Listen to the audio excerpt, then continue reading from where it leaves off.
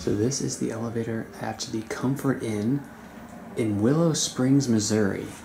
This is one of the only elevators in this town, and it's actually a rather new Thyssenkrupp MRL hydraulic.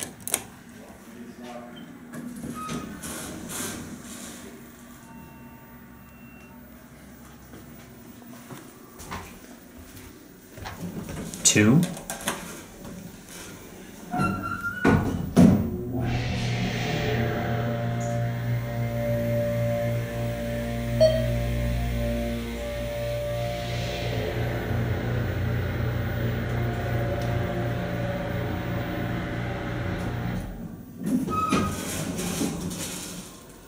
And here's how you can tell it's an MRL.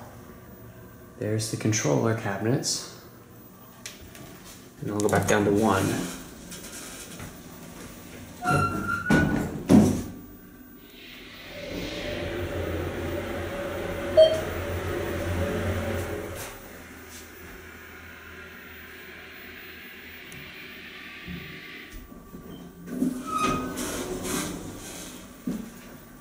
It almost appears like this was added on to the hotel, but it's hard to say.